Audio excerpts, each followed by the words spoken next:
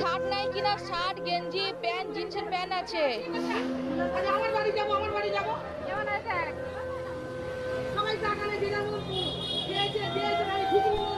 আমার দিদির মেয়ে হয়েছে, আমার দিদির মেয়ে হয়েছে, দিদির মেয়ে। হ্যাঁ মেয়ে হয়েছে তাই মিষ্টি।